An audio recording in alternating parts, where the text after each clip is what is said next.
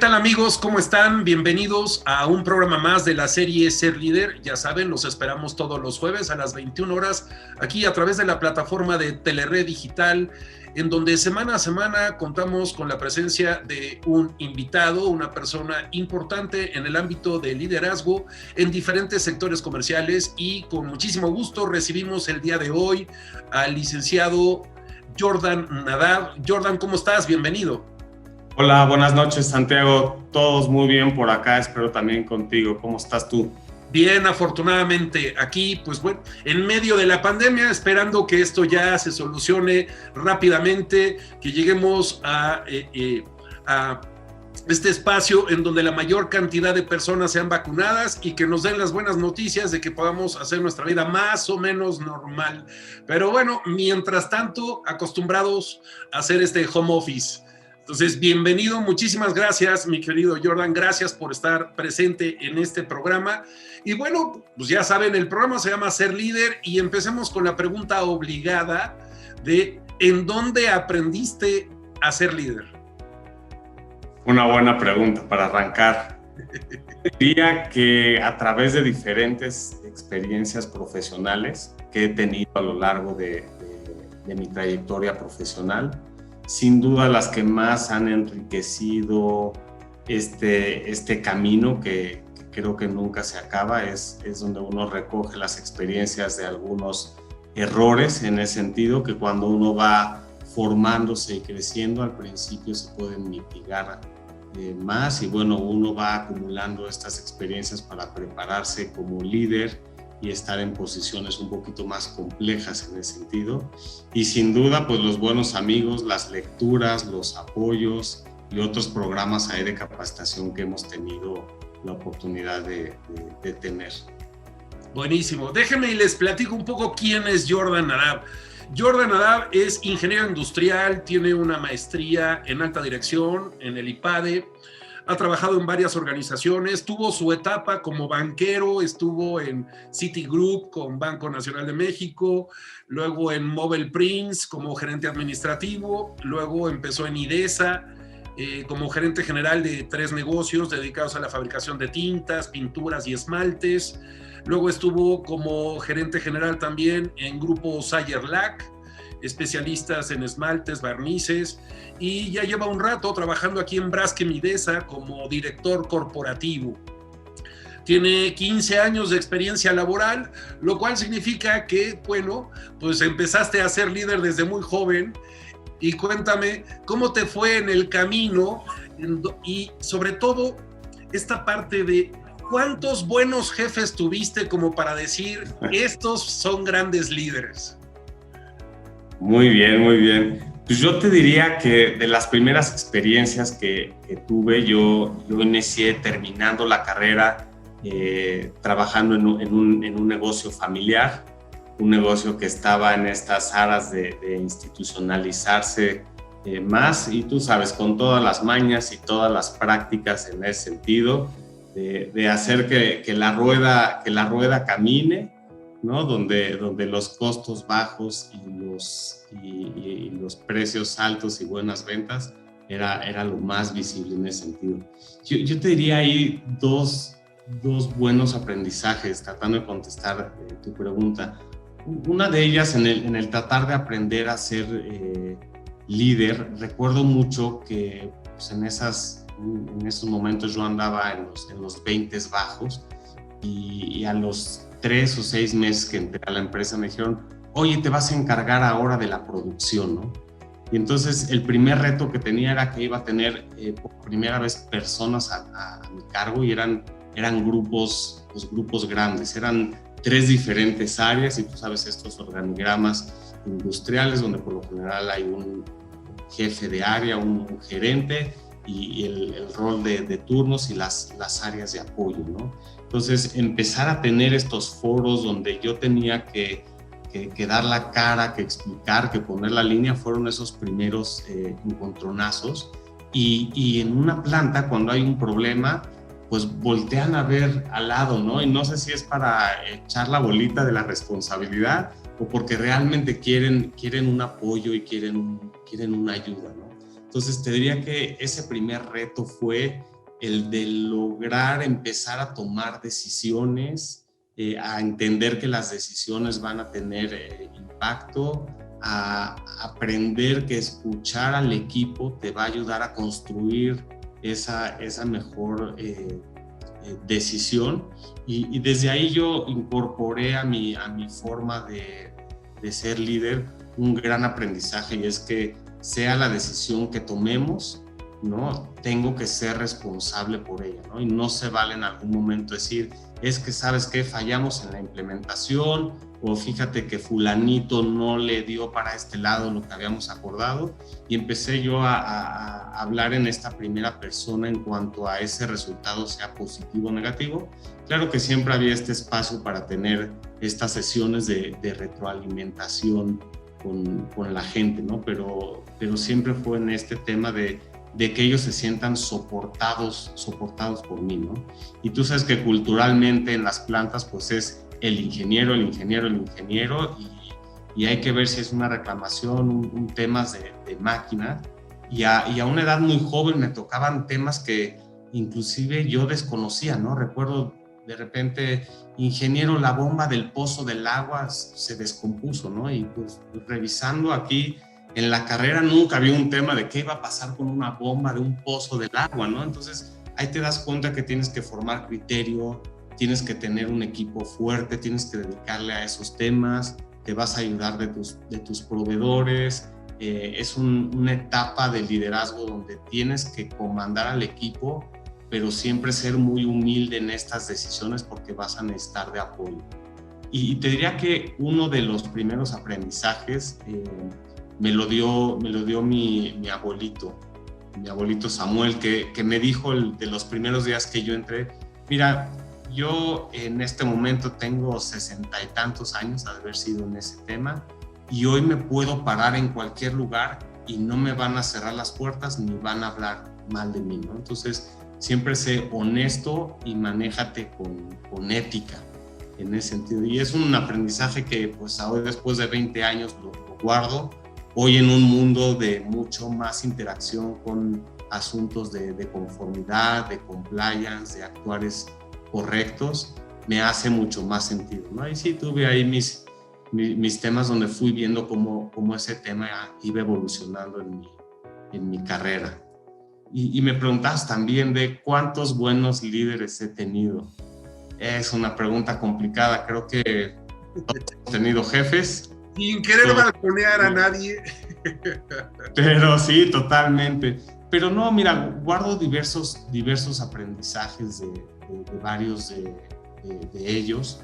En ese sentido, creo que a cada uno busca aprenderle algo en particular, ¿no? Recuerdo mucho en Citi, por esta orientación a los resultados, tenía yo un jefe que era muy, muy ambicioso, ¿no? En su forma de ser, ¿no? Tenía siempre estas ganas de crecer, de hacer más, de hacer las cosas diferente. De repente pienso en esta parte en IDESA, una empresa ya más institucionalizada en ese sentido, y aprender este tema de la delegación de las responsabilidades, ¿no? Recuerdo que alguna vez me fueron a visitar a la planta y yo decía, híjole, ¿ahora qué hice, no?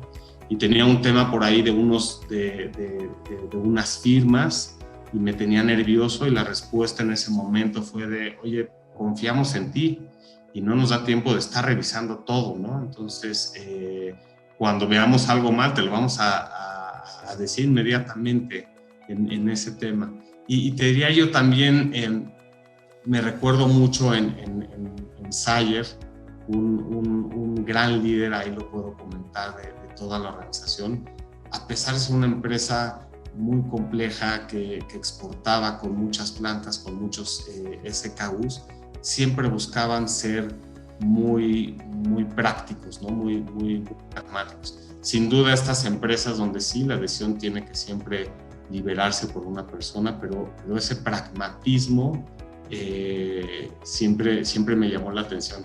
Entonces te diría que en mi cabeza tengo esta imagen de este líder que voy recogiendo de diferentes buenas experiencias, pero fue una pregunta dura y difícil.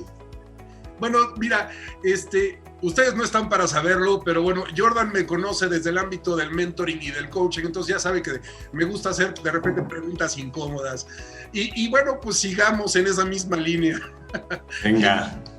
Y el tema es, ¿qué de lo que aprendiste en tu formación universitaria de grado y posgrado, bueno, porque eres ingeniero industrial y porque tienes una maestría en alta dirección en el IPADE, qué de lo que aprendiste en estas formaciones aplicas en tu día a día?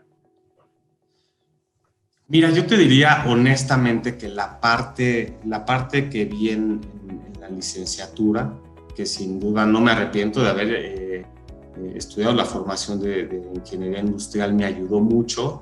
Desafortunadamente fue a lo mejor tan amplia y con tan poca profundidad en algunos temas que lo que aplico en el día a día no debe de rebasar un 10%, honestamente, ¿no? Hay una parte muy grande que nos quitó horas de sueño, pestañas y demás del famoso tronco común de las ingenierías, toda esta parte física, matemática, que sí ayuda a la parte del razonamiento, pero en el día a día no van, ¿no? Y luego otras materias que cuando yo las quería aplicar, el mundo cambia tan rápido que yo venía con una teoría de algo que ya era tal vez un poco obsoleto, ¿no? O que a lo mejor ya se estaba haciendo por un medio digital donde tener toda esa serie de conocimientos no iba a ser muy, muy favorable. Entonces te diría que por la parte de la maestría es donde he tenido un poco más de aplicación.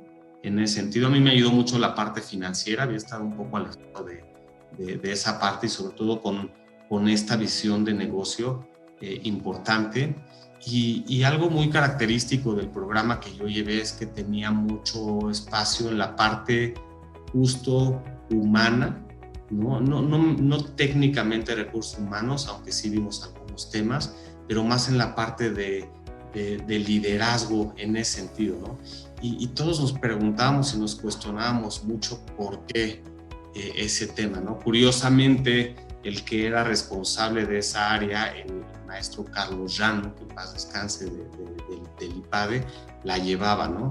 Y bueno, creo que cuando empezamos a meternos en estas broncas de líderes, nos damos cuenta porque lo incluían tanto en el programa y repetían, ¿no?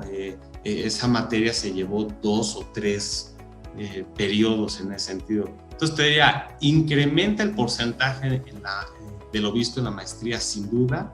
Creo que más por ser una metodología de casos, pero yo te diría otra vez, Santiago, y recordando inclusive la inversión, no mayor a un 50% en el día a día en la parte práctica.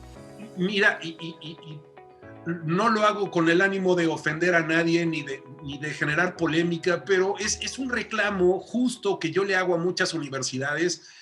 Y escuchándote ahora efectivamente nos meten una gran cantidad de materias que tal parece que el único propósito es para probar que nuestro cerebro funciona, porque nunca lo vamos a aplicar en el mundo real acá afuera.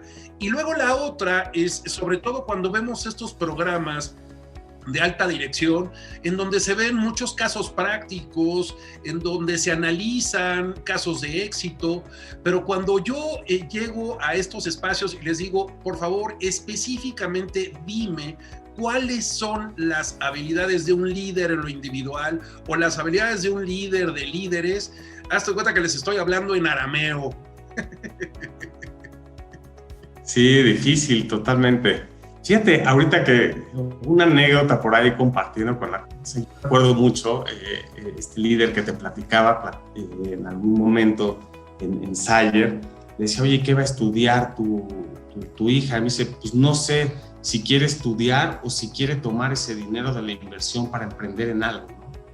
Y al principio decía de una manera un poco más conservadora, oye, no, los estudios van a ser las tablas, las bases. Y su respuesta me dijo, pues no lo sé, tal vez vaya a aprender más, ¿no? Equivocándose en unos arranques en ese tema. Y siguiendo con la parte de estas competencias, yo creo que es un tema que desafortunadamente no se ve, ¿no? Pareciera estar vetado en muchos de los programas, ¿no? Y cuando nosotros, por ejemplo, en Braskem IDES estamos creando estas rutas de carrera, estamos hablando de planes de sucesión y de desarrollo, no es en sí la parte técnica que nos preocupe para lograrlo hacer, sino el cómo lo va a hacer. Y entonces ya le entramos forzosamente a todo este rollo de las diferentes competencias y cómo está la persona y cómo lo va a hacer. Y es ahí donde la matemática se nos complica, ¿no? Y tenemos grandes casos de éxito de personas que van creciendo, que son muy hábiles, que entienden por dónde hay que tocar el tema.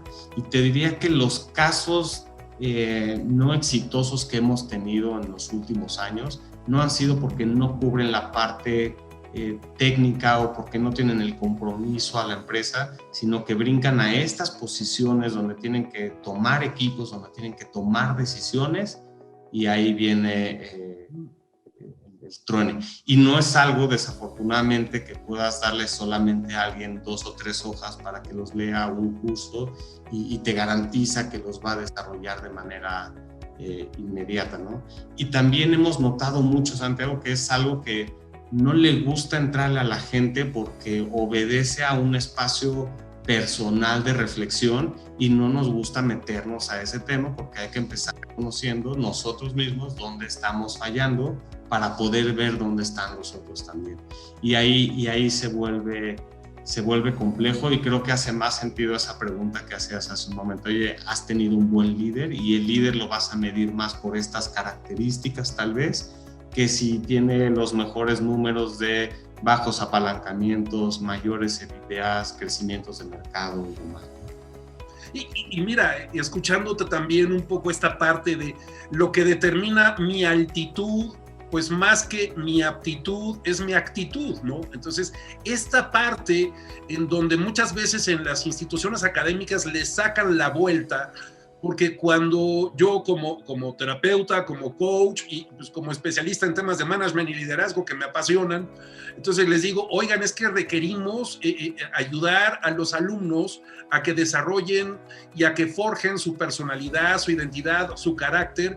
Parece que les estoy hablando de temas esotéricos y entonces no, ahí no le entramos, ¿no? Pero suena súper bien estos eslogans de forjando a los líderes del futuro, y tú dices, oye, sí, suena muy bien el eslogan de la universidad, pero ¿en qué momento realmente trabajamos estos temas con la debida profundidad? Porque digamos que salimos de las universidades con esta formación técnica extraordinaria, entonces eres un gran ingeniero industrial y tienes una maestría en alta dirección, entonces estos conocimientos los tienes, pero cuando hablamos de estas competencias básicas, en donde los cimientos son las habilidades psicosociales emocionales, luego las habilidades de liderazgo individual, luego las colectivas y luego ya las de management, middle y top management. Entonces estamos hablando de todo un paquete de competencias que son igual o en este instante quizá más importantes que muchas de las técnicas.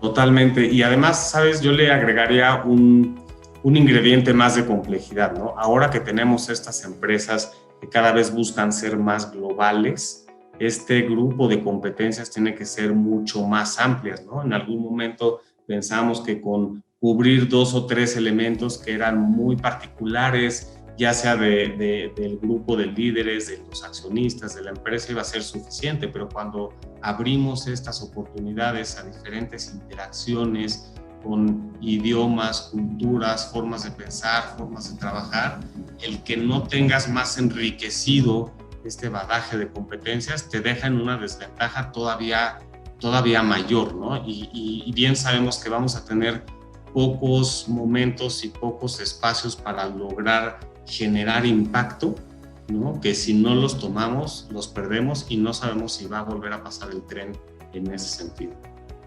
Y mira, ahora que lo mencionabas, justamente yo recuerdo hace algunos años trabajando con Citi, cuando recién acababa de comprar Banamex o asociarse con Banamex, nos invitaron a Nueva York a una capacitación a coaches y mentores precisamente por los graves problemas que tenían del cambio de cultura. Y entonces, cómo había que relacionarse con la gente que venía de la India y cómo había que trabajar con la gente que venía de Japón y cuáles eran, además, o sea, la idiosincrasia y la percepción que se tenía del latino. de latinoamericano, entonces acosador, misógino, y entonces yo decía, wow, ¿cómo es posible que entonces este análisis de la cultura nos lleve de repente a ciertas generalizaciones y a ciertos malentendidos? Y yo lo veo, por ejemplo, ustedes, Braskem y Desa, que bueno, pues empresa brasileña y empresa mexicana, y bueno, cómo poco a poco se han ido integrando, y a pesar de que estamos hablando de cultura latinoamericana, de todas maneras, pues yo te pregunto, ¿qué tanto trabajo te ha costado la cultura brasileña, la cultura de Braskem, no?